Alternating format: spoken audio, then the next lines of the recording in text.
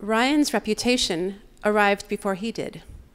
Brilliant, autistic, pain in the ass, obstreperous, oppositional, angry, strident. His red hooded sweatshirt seemed to arrive before he did as well. It was a gigantic tent of a garment held up by the skinniest of little 10-year-old boys. The sweatshirt spoke. It said, "Shields up." As I got to know him better, I came to understand that Ryan's sweatshirt was right. He had good reason to be afraid, as he had been hurt many times. I've learned a lot about autism through my long relationship with the gifted, tortured Ryan. Have you ever noticed, by the way, that the most popular stories about autism involve highly intelligent autistic people? No one wants to hear about an autistic person who is not brilliant, because we non-disabled people feel more inspired and feel more comfortable when we hear about a disabled person who has a shining attribute. In Ryan's case, both labels do apply. He is brilliant and autistic, but his intelligence is not always inspiring. It actually causes him a great deal of difficulty because he knows far more than he can possibly manage emotionally. And he uses his intelligence, too, as a weapon to cut down unworthy opponents and helpful potential allies alike. It's sort of like an overly developed intellectual immune system. So my story begins on a rainy day in March when I was upset. I had experienced a kind of crummy personal setback the day before. Nothing I couldn't get over, but still, I was having a really bad day. I had a full day of patients scheduled, probably way too many, from morning until late at night. My day moved along fairly smoothly. Although waves of sadness insisted themselves into the foreground, I was able over and over to press them into the background. People sometimes think that we shrinks have our shit together, that we're poster children for mental health, but we struggle and suffer and feel big feelings too. None of my patients, though, seemed to notice that I wasn't feeling at my best that day.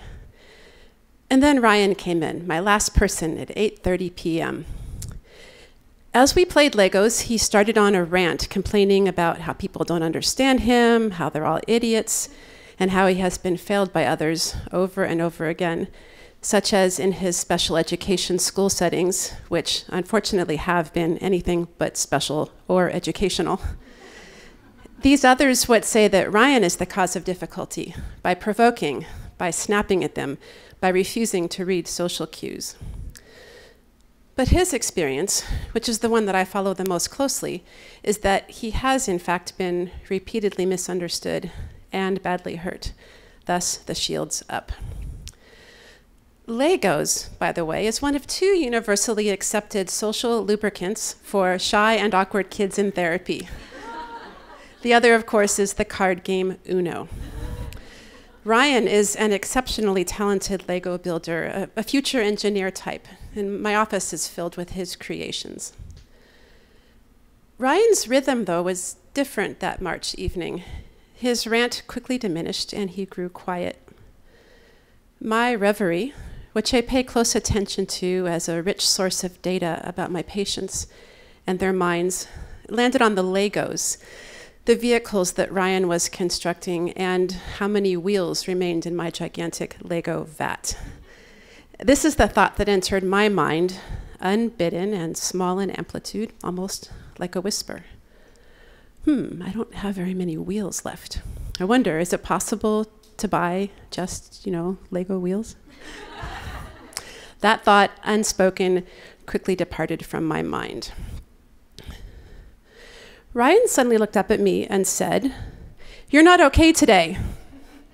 I was a little stunned by that comment, and it took me a moment to recover, at which point I realized that I had an interesting choice to make, to be straight with Ryan or to play shrink, as in, what are you noticing that gives you that impression? Or, what does it mean to you that I appear not okay today? Or my favorite one, I wonder if you're feeling not okay tonight.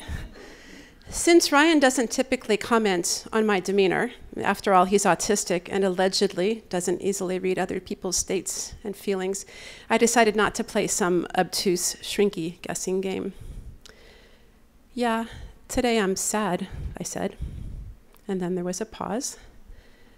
Next, Ryan snuck in this comment as though he almost didn't want me to notice it.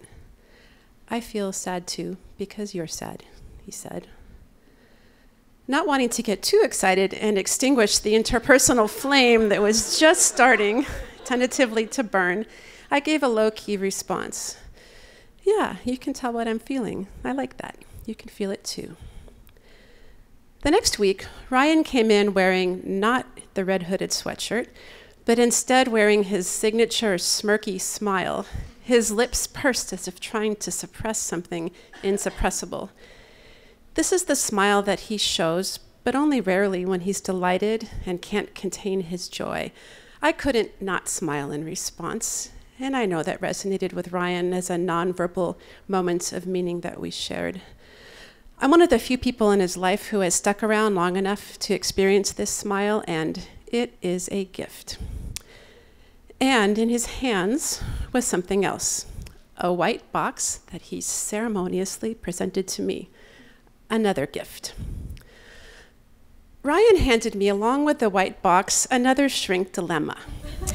So you see, of course the gift is loaded with meaning, but do I start to interpret the gift, making Ryan run the gauntlet of psychoanalytic questions before I announce whether or not I will accept it? Or do I just open it? What would you do? I did what I usually do. Open first, analyze later. Perhaps that admission will get me kicked out of all the many psychoanalytic organizations of which I am a member, but that's okay. This gift was worth it. I slowly pulled out the little cardboard flaps and lifted the top. Inside the box, wrapped in plastic, was no fewer than 100 Lego wheels in various sizes, ordered especially for me.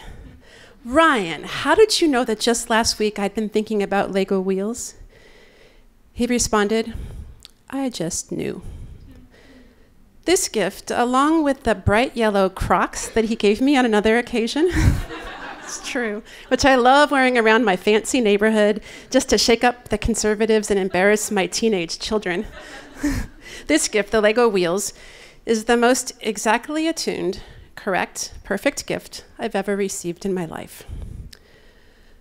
So what do we make of this? Ryan is autistic and he read my mind. That's not supposed to happen. Even the best readers of others only do so around 40% of the time, including us therapists, and those with autism are rumored to do even worse than that. And the night I was upset, Ryan had read me far more accurately than had any of my other patients that day, autistic or not. And he's read me so many times since then. In more recent years, whenever I've asked him, "Ryan, how is it that you read me so well when you've got this label, autism, attached to you?" he always responds the same way. He says, "Just because I don't spot the same social cues as you, Christina, doesn't mean I'm not reading any."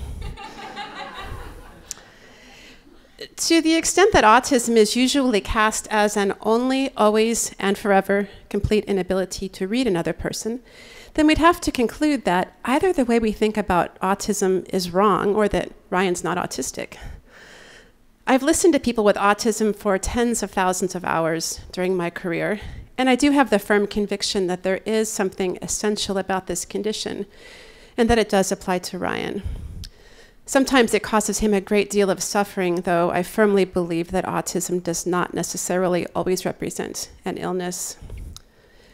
I guess the Legos and the Crocs and the night that Ryan read my sadness have given me an even more important gift: to think of autism not as permanent pathology requiring some sort of autism exorcism, as if such a thing were even possible, but instead as one of many valid ways of meeting the world. Ryan and I, and all of us, we're all human subjects encountering the world from our unique vantage points, filtered through our histories, our emotions, biases, cognitive functioning, and our sensory apparatus. When we think about the Ryans of the world, instead of thinking about what they can't do, can we instead think about what they are doing and seeing and feeling and reading?